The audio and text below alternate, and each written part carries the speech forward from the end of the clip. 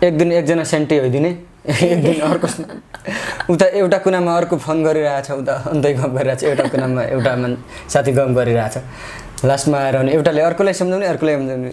जस्तै मलाई नवीनले सम्झायो भने चाहिँ अलिकति भ्रष्टाचारी सिङ्गर हुनुहुन्छ, सबै खालको गीत गाउने खालको हुनुहुन्छ है।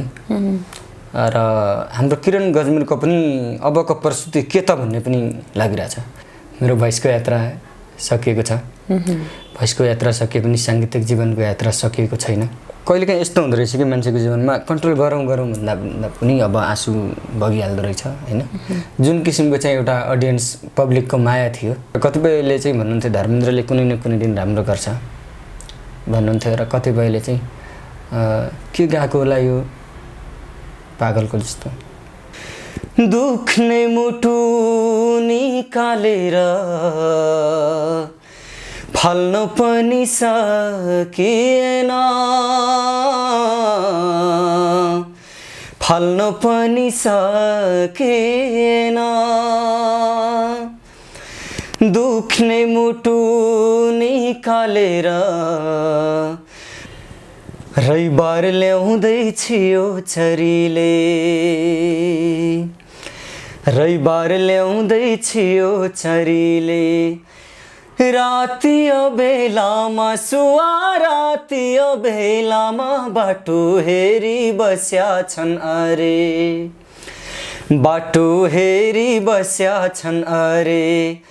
मक्किया का खामा, घरका मक्किया का खामा। जब फुलबुट्टे चोलीको तुना चलायो तिमीले, जब फुलबुट्टे चोलीको तुना चलायो तिमीले, जब फुलबुट्टे चोलीको तुना चलायो तिमीले।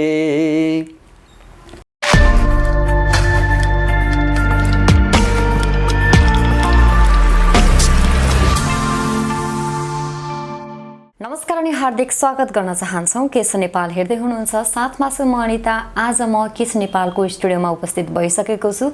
मसँग आज निकै विशेष कुराकानी गर्नको लागि भोइस अफ नेपालबाट चिनिन सफल, नकआउटसम्म पुग्न सफल आज हामीसँग हुनुहुन्छ धर्मेन्द्र सुनार आउँछको विशेष कुराकानी यहाँहरूमा। स्वागत छ यहाँलाई। धन्यवाद। हेर्दाखेरि पनि कस्तो यहाँको जुन अहिले बसाइ छ, जुन बोलाइ छ, कति सरल के। हाम्रो सुदूरपश्चिमको मान्छे यस्तै हुन्छ हो धर्मेन्द्र? पक्कै पनि। अब हाम्रो ठाउँको मान्छेहरू अलि इनोसेन्ट टाइपको, मनको कुराहरू ट्याक्कै खोलिहाल्ने, भनिहाल्ने खालको हुन्छन् हाम्रो पश्चिमेलीहरू। मनको सफा हुन्छन्। तपाईँ मनको सफा हुनुहुन्छ? हजुर, मलाई चाहिँ अब लाग्छ अलिअलि सफा जस्तो लाग्छ। सफा नै हुनुहुन्छ, राम्रो हुनुहुन्छ। नकआउट राउन्डसम्म मात्रै पुग्न सफल हुनुभयो, नकआउटसम्म। त्यो दिनलाई चाहिँ यहाँ कसरी सम्झिनुहुन्छ? अब जसरी मलाई चाहिँ अब जतिखेर मैले चाहिँ अडिसनको क्लिप पठाएँ, डिजिटल अडिसनको क्लिप पठाएँ मार्तडी सदरमुकामबाट। हजुर। अनि त्यसपछि चाहिँ ब्लाइन्डको लागि कल आयो। कल आउँदाखेरि चाहिँ एकदम खुसी लाग्यो। ल है, अब म चाहिँ हिजोका दिनहरूमा धेरैचोटि ढलिसकेको थिएँ, उठाउने कोही पनि थिएन। तर योचोटि चाहिँ म कोसिस गर्छु है भनेर मैले बुवा मम्मी दाइहरूलाई पनि भने, र ठिक छ नि त ट्राई गर भन्दाखेरि अब त्यो भिडियो पठाइसकेपछि अनि ब्लाइन्डको लागि फोन आयो। ब्लाइन्डको लागि फोन आइसकेपछि अनि म यता भोइस अफ नेपालमा आएँ र क्लोज क्याम्पमा बस्न थालेँ। प्र्याक्टिस भयो 1 हप्ता जति, अनि अडिसन भयो। अडिसनमा पनि एकदमै राम्रो भयो, नसोचेकै भयो। ल यति टाढाबाट चाहिँ यो ठाउँमा आएको छु, अब केही न केही त गर्नुपर्छ। एकजना घुमे पनि भइहाल्यो, कोचहरू सोचेको थिएँ। तर 4 जना फर्किदिनु भयो। त्यो एकदमै अविस्मरणीय पल मेरो लागि, मेरो जीवनकै। र त्यसपछि चाहिँ ब्याटल भयो। ब्याटलमा पनि मैले अब ब्याटल पार गर्न सकेँ र अहिले आएर नकआउटबाट मेरो भोइसको यात्रा सकिएको छ। भोइसको यात्रा सकिए पनि साङ्गीतिक जीवनको यात्रा सकिएको छैन। जस्तो नकआउटकै दिनमा तपाईँ अनि बेकीजी अनि रविजीको पर्फर्मेन्स थियो। सुरुवातमा तपाईँले गाउनु भएको छ निकै मिठो होइन, जुन लोकप्रिय गीत थियो रेलको बाटो। किन रुनु भयो तपाईँ त्यो दिन? अरू त रुनु भएन है?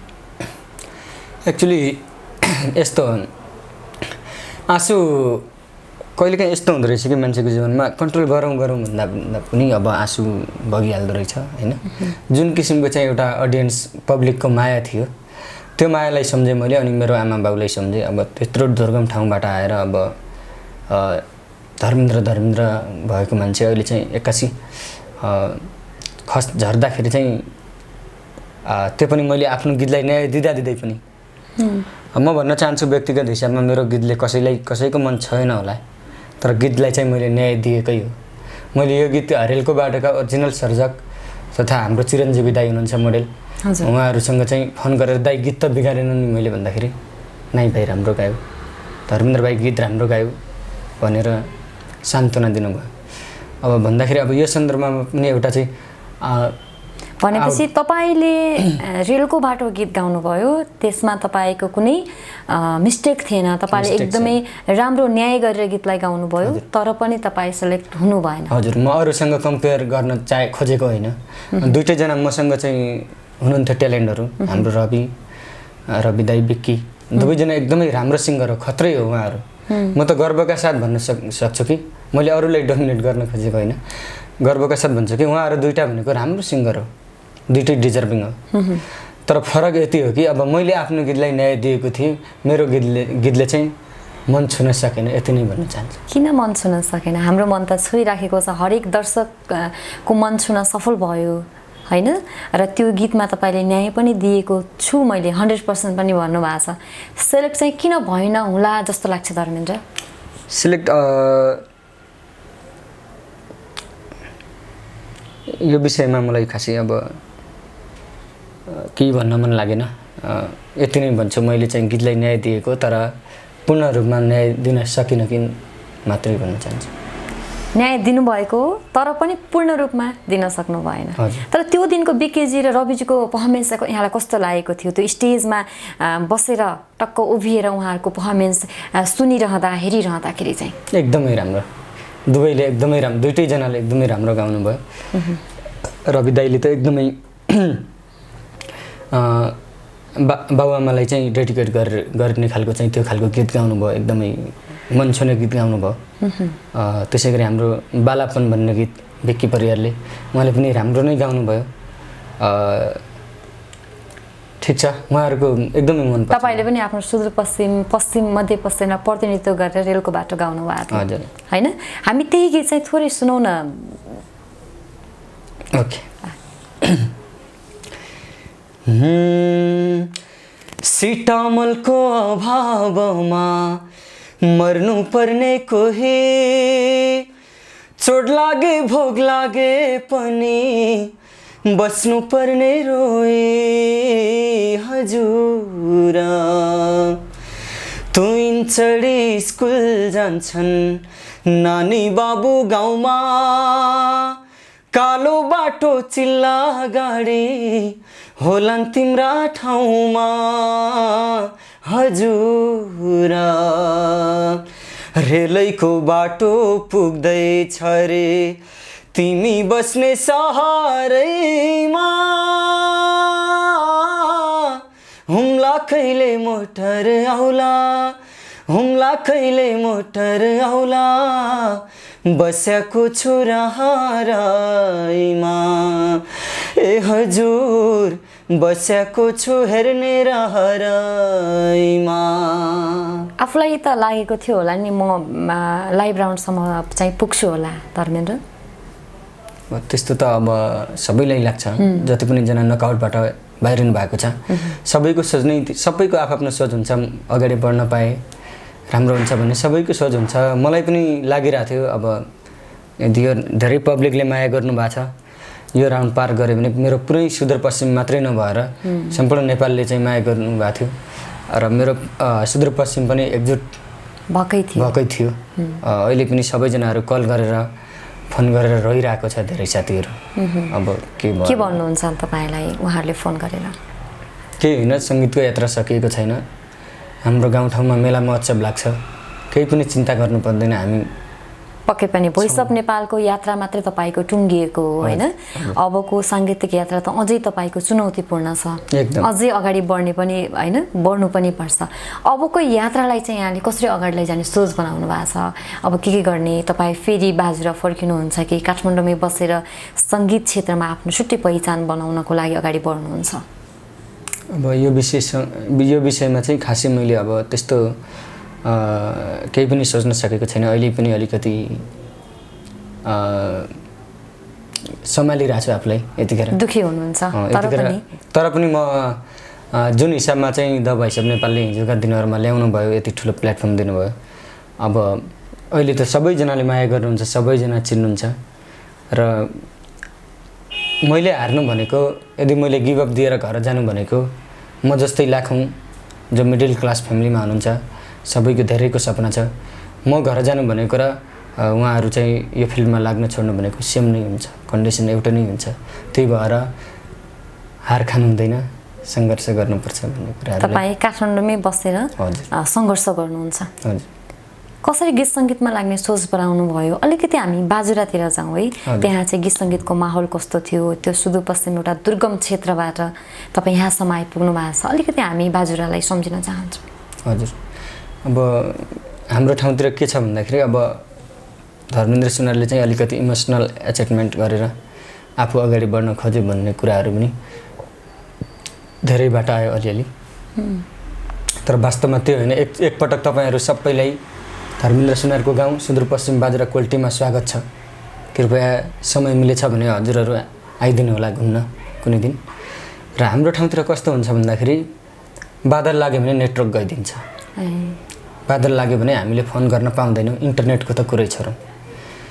अनि वाइफाईमा सुबिसी वाइफाईहरू अब ओर्डलिङ हुन्छ, त्यो वाइफाईहरूमा पनि अब कस्तो हुन्छ भन्दाखेरि डाउनलोड हुन्छ, भिडियोहरू डाउनलोड हुन्छ, हेर्नको लागि मात्रै डाउनलोड हुन्छ। कुनै भिडियोहरू पठाउँ भन्यो भने, इमेलहरू पठाउँ भन्यो भने सम्भव छैन। 2.5G मात्रै चल्छ। अनि भनेपछि अब अहिले चाहिँ 4G चल्न थालेको छ भन्ने कुरा आएको छ। त्यो पनि बादल लाग्यो भने टावर गइदिन्छ। समस्या छ एकदमै। अब त्यो क्षेत्रबाट चाहिँ सङ्गीत क्षेत्रमा केही गर्छु भन्नुको लागि हिम्मत चाहिन्छ एकदमै। त्यो सानो बेलादेखि भनौँ गाउनुहुन्थ्यो तपाईँ? हजुर, 5 वर्षको उमेरदेखि। त्यहाँ चाहिँ तपाईँको स्कुलहरू छ होइन, तपाईँको मम्मी बुवाको कुराकानी गरौँ होइन। अब तपाईँको मम्मीले त तपाईँ भोइस अफ नेपालको स्टेजमै गीत पनि गाउनु भएको छ। त्यो गाउँ परिवेशमा चाहिँ यहाँको यो गायकीलाई लिएर चाहिँ कस्तो खालको कुराहरू गर्नुहुन्थ्यो, कस्तो खालको साथ दिनुभएको थियो गाउँको मान्छेहरूले? हजुर। अब फर्स्ट अफ अल त स्कुल लाइफदेखि नै गाउँदै आइरहेको, घर त छँदैछ आफ्नो। र अब गीत सङ्गीततिर लाग्छु भनेर चाहिँ मैले स्कुल लेभलबाट सिकेको हो। अब घरमा त म सधैँ गुनगुनाउँथेँ। र अनि सम्भवतः मेरो घर बाटो नै रहेछ, रोड नै रहेछ। र अब सङ्गीतको साधना गरेको छैन। अब गीत गाउँदाखेरि म ठुलै आवाज उता गाउँतिर सुनिने गरी, घरको आँगनमा गीत गायो भने उता गाउँमा सुनिदिने, त्यो खालको हुन्थ्यो।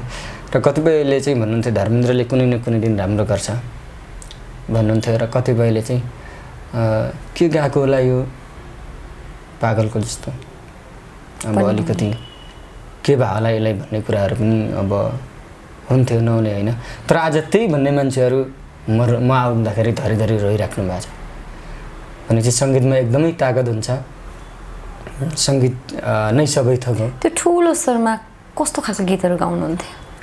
त्यो चाहिँ शिव परियार दाइहरूको, गायक शिव परियार सर। आज हामीले तपाईँको भोइस अफ नेपालमा त तपाईँले जति पर्फर्मेन्स दिनुभएको छ, तर अझै तपाईँको गायकीको खुबी देखिने खालका केही गीतहरू पनि सुन्छौँ। कुन गीत सुनाउन चाहनुहुन्छ हाम्रो दर्शकहरूको लागि? यतिखेर म हाम्रो आदरणीय शिव परियार सर, जो एकदमै क्लासिकलको आगो नै हुनुहुन्छ नेपालमा, एकदमै राम्रो सिङ्गर हुनुहुन्छ। धेरैचोटि हाम्रो सुदूरपश्चिममा पनि आइसक्नु भएको छ, टिकापुरमा, धनगढीमा। र एकदमै राम्रो गाउनुहुन्छ, म उहाँको फ्यान पनि हो। र यतिखेर उहाँले गाउनुभएको एउटा गीत गुनगुनाउन चाहन्छु।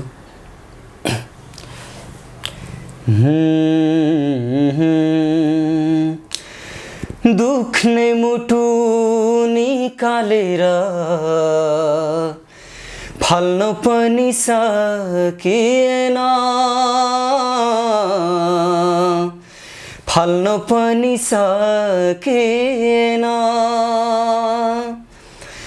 दुख्ने मुटु निकालेर फल्न पनि सकिएन फल्न पनि सकिएन तिम्रो याद चिता जस्तै तिम्रो याद चिता जस्तै बल्न पनि सकिएन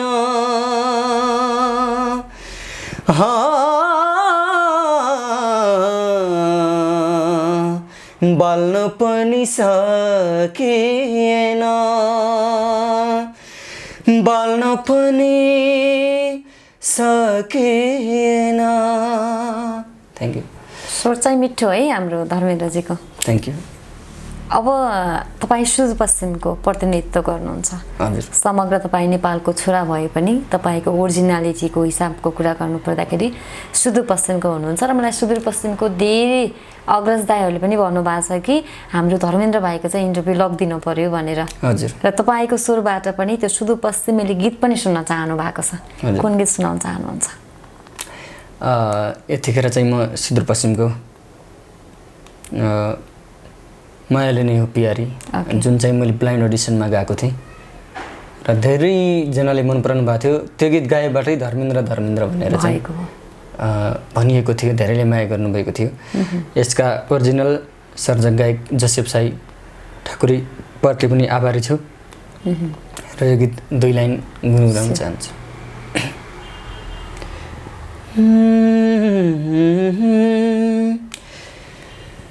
रविबार ल्याउँदै छियो चरीले रविबार ल्याउँदै छियो चरीले राति बेलामा सुवा राति बेलामा बाटो हेरी बस्या छन् अरे बाटो हेरी बस्या छन् अरे मक्किया का खामा घर का मक्किया का खामा नचुइन्या घर बनाउला साउको ऋण तिरौला नचुइन्या घर बनाउला साउको ऋण तिरौला अनि हाम्रा दुखिया घाउ सँगै बसी सिलाउला घर आउने बेला मेरो हुनै आट्याको छ सुवा हुनै आट्याको छ हुनै आट्याको छ सुवा हुनै आट्याको छ मायाले नै हो प्यारी प्यारी प्यारी सौराइ लाग्याको छ मलाई सौराइ लाग्याको छ धेरै टिकटक बनाउनु भयो है हजुर कस्तो लाग्थ्यो त्यतिखेर त्यो टिकटक होइन आफ्नो गायकीमा टिकटक धेरै दर्शकहरूले बनाइरहँदाखेरि त्यतिखेर चाहिँ एकदमै खुसी लाग्थ्यो ममा पनि अलिअलि केही ट्यालेन्टहरू रहेछ र पो आज यसरी दुनियाँले चाहिँ टिकटक बनाइराख्नु भएको छ अनि त्यतिखेर चाहिँ फलोवर्स पनि टन्नै बढ्यो 156 के अरे करिब 250 थियो सिधै 30,000 पुगेको थियो दोस्रो दिन ओहो भनेपछि रातारात त्यति धेरै माया गर्नु भएको थियो एकदमै खुसी लाग्थ्यो धर्मेन्द्र सुनार चाहिँ कस्तो खालको व्यक्ति हो तपाईँले आफूलाई भन्नु पर्दाखेरि चाहिँ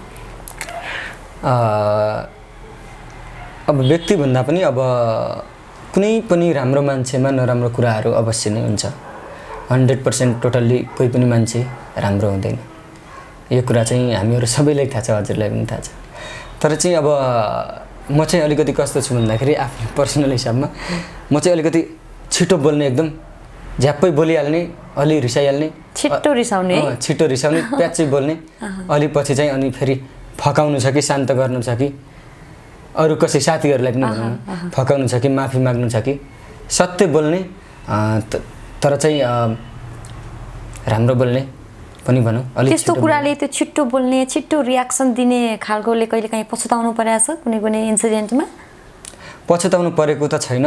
वास्तवमा यो बानी सम्भवतः नराम्रै हो। छिटो रिसाउनु भनेको राम्रो कुरा होइन।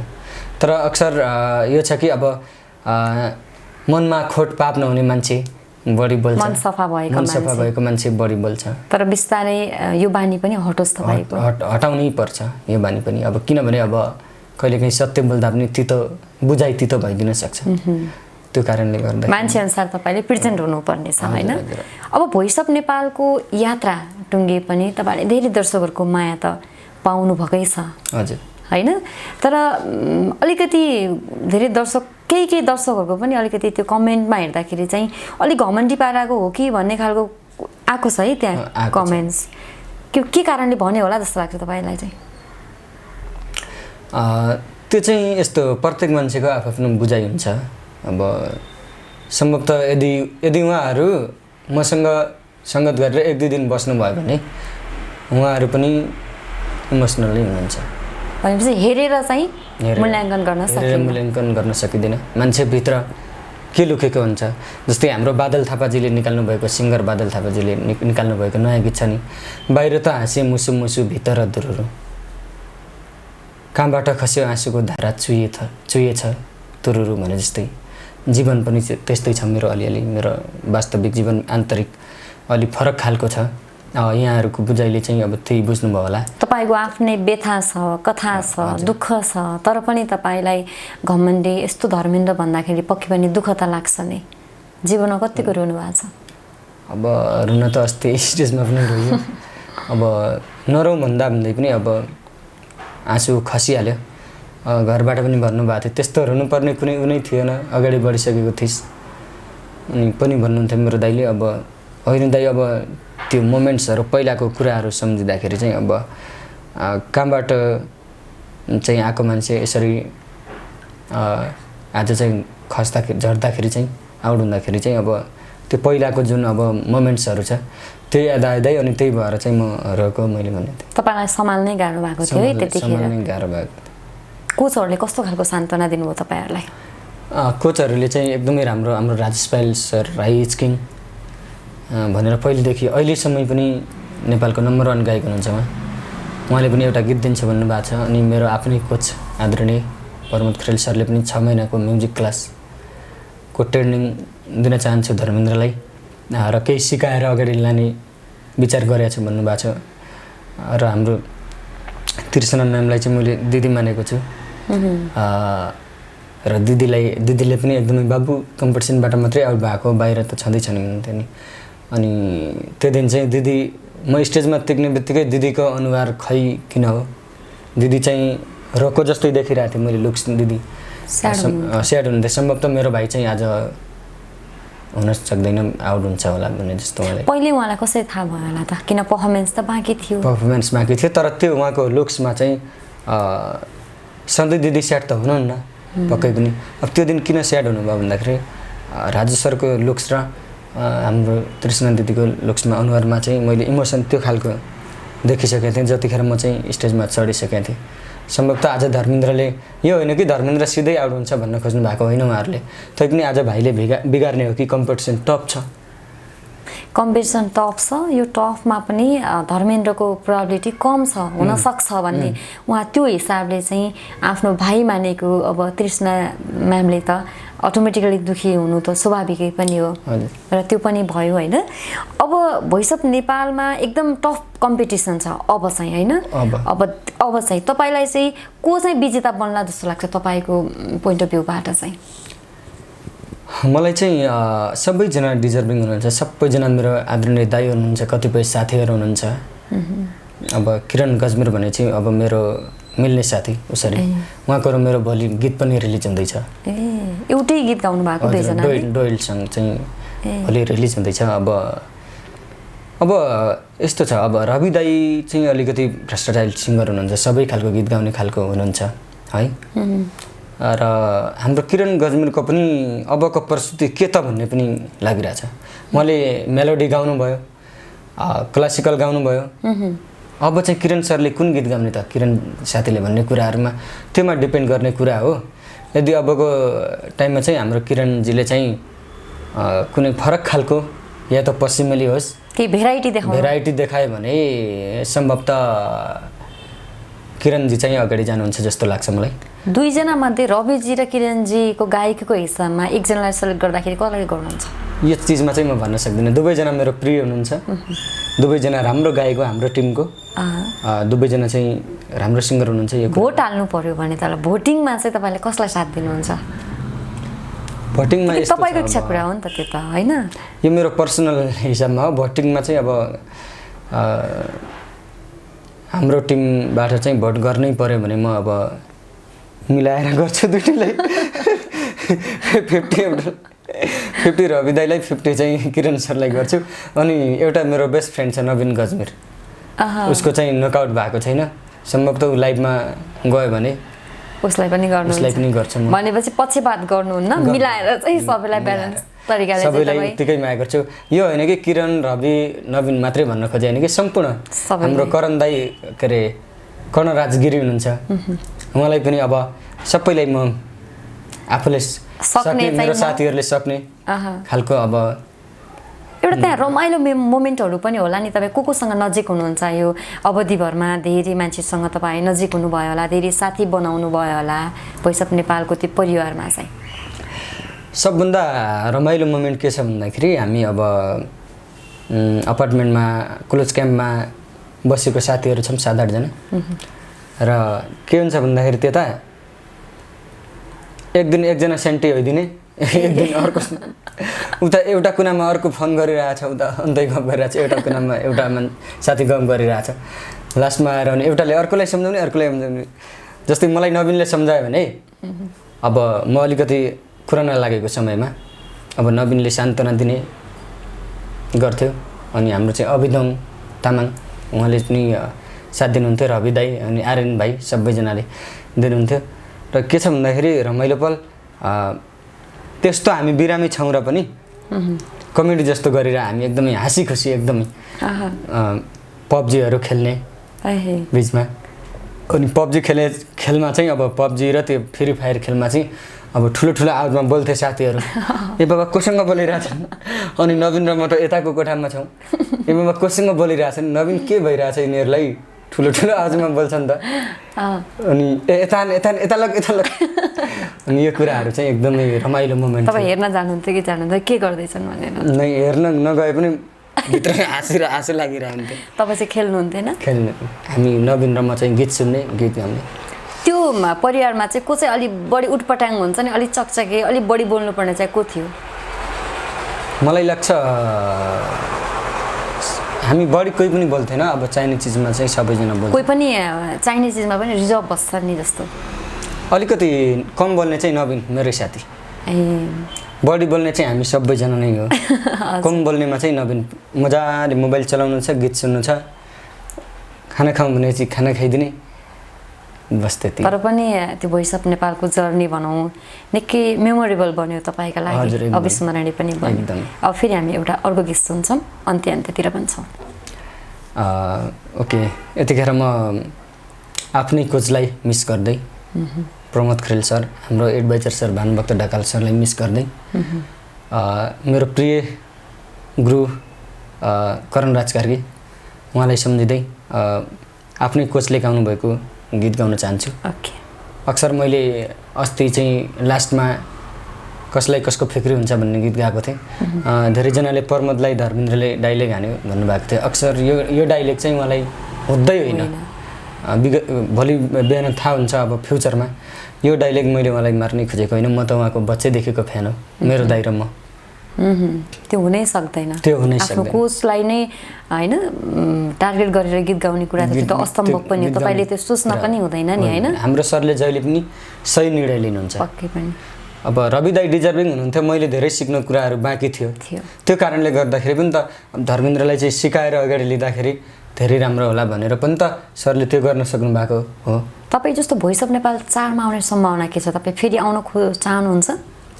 भोइस अफ नेपाल 4मा चाहिँ अब सम्भवतः म नआए पनि हाम्रो सुदूरपश्चिमबाट धेरैवटा ट्यालेन्टहरू आउनेछन्। जस तपाईँले त त्यहाँ थाहा पाइ पनि सक्नु भएको छ, उहाँहरूलाई प्लानिङका साथ सिकाएर चाहिँ पठाउनुहुन्छ। हजुर, ओके, गीत सुनौँ हामी। यतिखेर म मेरो कोचलाई सम्झिँदै उहाँले नै गाउनुभएको एउटा गीत गाउन चाहन्छु। ओके। रिसानी माफी।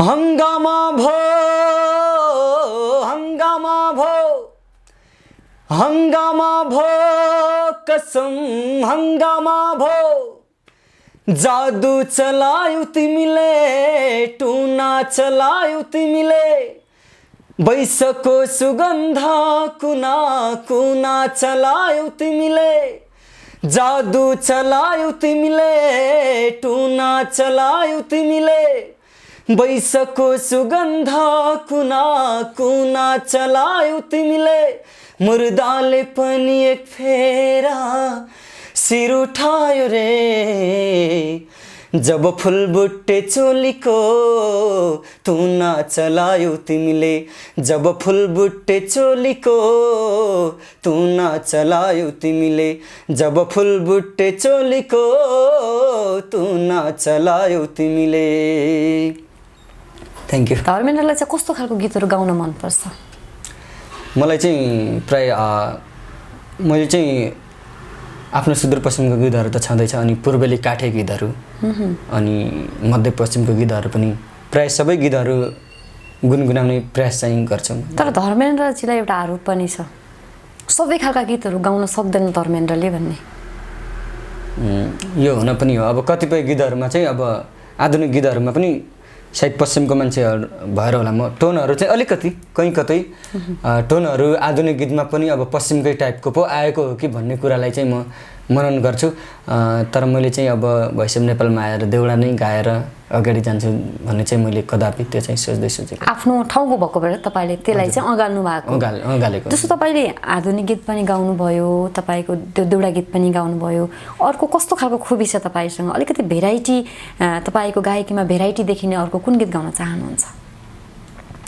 म चाहिँ भेराइटीवाला गीत चाहिँ एउटा मेरो आफ्नै दाइले लेख्नु भएको गीत हो यो, बसन्त सुनार मेरो दाइले। अब हाम्रो चाहिँ बिस्तारै रेकर्ड पनि गर्छौँ होला। ए ओके।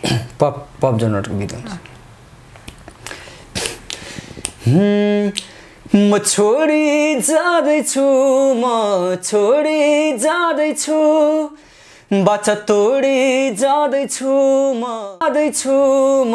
छोडी जाँदैछु बाचा तोडी जाँदैछु म तोडी जाँदैछु खुसी दिनौ तिमीले प्रेरणा दिनौ तिमीले त्यसैले म जाँदैछु म छोडी जाँदैछु म छोडी जाँदैछु बाचा तोडी जाँदैछु म तोडी जाँदैछु। कति वर्ष पुग्नु भयो? म 25 वर्ष। हजुर। गीत फेरि एकदम स्याड छ, आफ्नै दाइले लेख्नु भएको रहेछ। हजुर। माया प्रेममा कतिको पर्नु भएको छ? माया प्रेम अलि इन्ट्रेस्टिङ पनि हुन्छ कि? अब माया प्रेम भन्दाखेरि अब त्यस्तो अहिलेसम्म त 25 वर्षको उमेरमा पनि अहिलेसम्म भन्ने हुन्छ त? नि अब त्यस्तो अब कुनै दिन थियो रिलेसनहरू, अब त्यतिखेर काँचो उमेर भनौँ न, अलिक कलिलो उमेर, बालापन भनौँ न, त्यतिखेर थियो। र अब अलिकति आफू बुझ्ने भइसकेपछि त्यस्तो खालको रिलेसन। कति वर्षको उमेरमा प्रेममा पर्नु भयो त? बालापन कच्चा उमेर भनेको भएपछि 15-16 त्यो टिन एजमा भनौँ। हजुर। टिन एजमा कस्तो खालको प्रेम बस्न पुग्यो? किन भन्दा तपाईँको अहिले प्रेममा हुनुहुन्न, तर पनि त्यो विगतलाई सम्झिँदाखेरि पनि त्यो मिठो पल हो नि, होइन र? हजुर। कसरी सम्झिनुहुन्छ? अब यो चाहिँ अब यस्तो छ, अब त्यो पनि अब एउटा देखासिकी भनौँ, देखासिकी भन्दा पनि एउटा अट्र्याक्सनको कारणले गर्दा मात्रै कता कता त्यो मान्छे मेरै हो कि भन्ने फिल मात्रै भएको त्यस्तो एकरो मात्रै भयो त? भएन होला, दोहोरो त पुग्यो होला? होइन त्यस्तो लभसँग चाहिँ अलि म टाढै छु अहिले। टाढा हुनुहुन्छ? त्यतिखेर टाढा हुन सक्नु भएन? हजुर। त्यो प्रेमिकालाई कसरी सम्झिनुहुन्छ? त्यो चाहिँ एउटा माया हुन्छ नि, त्यो मिठास हुन्छ नि, त्यो मिठो पल हुन्छ नि, कसरी सम्झिनुहुन्छ? अब सम्भवतः उहाँको लाइफ सक्सेस होस्, त्यो त शुभकामना। उहाँको सपनाहरू सबै कुराहरू पुरा होस्। अब पाउनु मात्रै माया होइन, गुमाउनु पनि माया हो, पक्कै पनि होइन? र अब एउटा साथीभाइको सम्बन्ध साथीभाइको राम्रो हुन्छ मलाई लाग्छ जहाँसम्म एकदम माया प्रेममा फस्यो अनि लास्टमा चाहिँ एन्ड हुन्छ हरेक कुराहरूले अनि त्यो भनेको राम्रो होइन फ्रेन्डसिप नै राम्रो हुन्छ र उहाँलाई चाहिँ म साथी सम्झिन्छु शुभकामना दिन चाहन्छु शुभकामना दिन्छु प्रेम कसको कारणले टुट्यो होला जस्तो लाग्छ आज आएर सर्वप्रथम त म त्यति गहिरो प्रेममा परेको तर पनि सर हेर्दाखेरि प्रेम भन्ने कुराहरू अब कतिपयला म्युजिक मन नपर्न पनि सक्छ हामी म्युजिक फिल्डमा केही गरौँ भनेर तपाईँको प्रेमिकालाई चाहिँ के मन पर्दैन थियो किन टुट्यो भन्न मात्रै म जस्तो कारण तपाईँ हुनुहुन्थ्यो त्यसको भागीदार या उहाँ हुनुहुन्थ्यो कमजोरी कसको यसो अहिले सरसर्ती हेर्दाखेरि अहिले त तपाईँ परिपक्व भइसक्नु भयो नि त हजुर त्यतिखेर बालापन भयो त्यस्तो यादै भएन त्यतिखेर चाहिँ देखा सिकेमा माया बस्यो होइन अब त्यो पनि धेरै दिन टिकेन अनि अहिले अब पढाइतिर लाग्नुपर्छ अर्को काम गर्नुपर्छ यो त गलत हो भन्ने कुराहरू पनि आयो त्यो खासै हामी धेरै क्लोज नभइकनै टुट्यो साथीभाइकै सम्बन्धको हिसाबमा जस्तो कस्तो व्यक्ति चाहिँ तपाईँलाई मनपर्छ त अबको दिनमा चाहिँ अब जो मान्छेले चाहिँ अब सुख दुःख बुझ्न सक्छ सुखमा चाहिँ साथ दिने दुःखमा चाहिँ भाग्दिने भन्ने जस्तो त्यो खालको चाहिँ नभइदिए हुन्छ जस्तो लाग्छ बरु गरिब नै किन नहोस् मनको सफा होस् भइदिए जस्तो लाग्छ अनि यति नै कुनै प्रेमिकालाई सम्झिँदै कुनै एउटा गीत गाउनुहोस् न अन्त्यमा ओके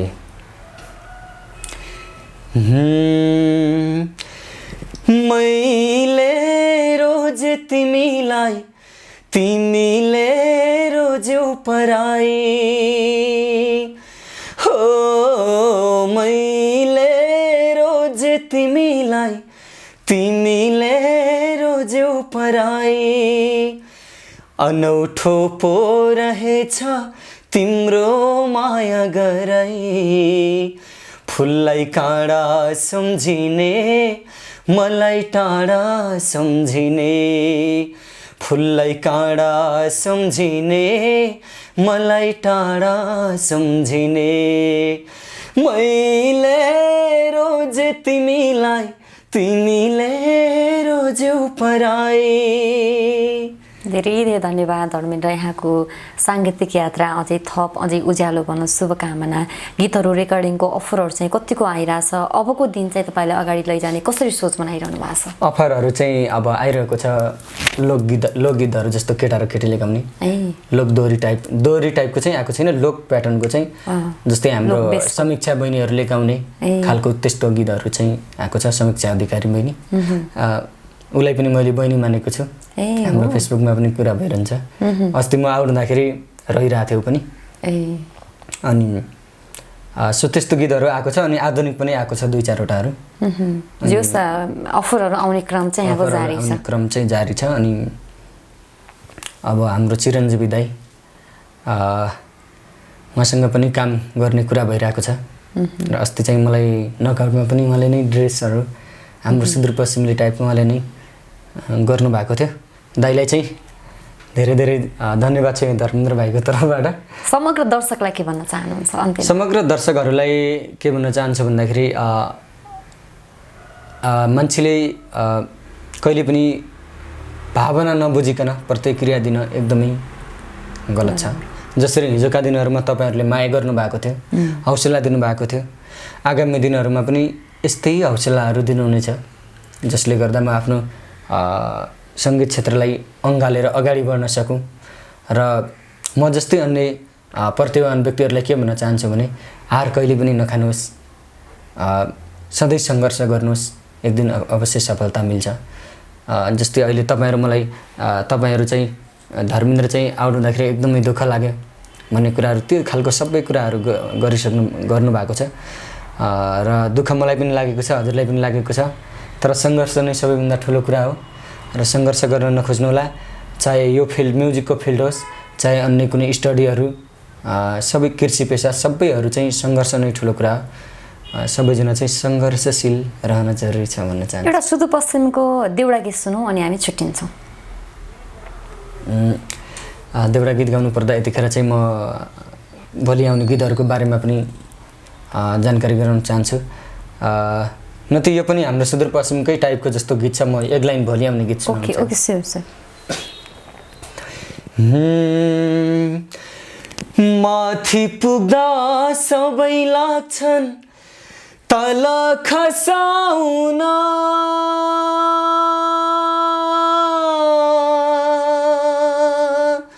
कोही आउँदैनन् यहाँ लड्दा उठाउन, लड्दा उठाउन, लड्दा उठाउन। यस्तो लाग्छ खुसी नभई यसै मरिन्छ नि, हो यसै मरिन्छ नि, नरु भन्छु तर यसै आँखा भरिन्छ नि, नरु भन्छु तर यसै आँखा भरिन्छ नि। मिठो।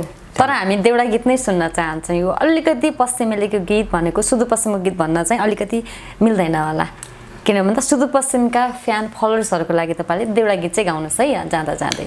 ओके।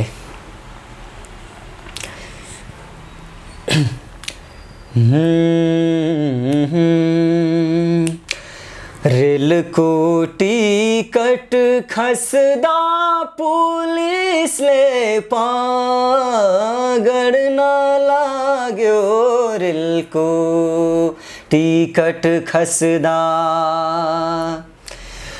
राति ड्युटी बस्दा सम्झिन्छु बाउ आमालाई, राति ड्युटी बस्दा, राति ड्युटी बस्दा सम्झिन्छु बाउ आमालाई, राति ड्युटी बस्दा।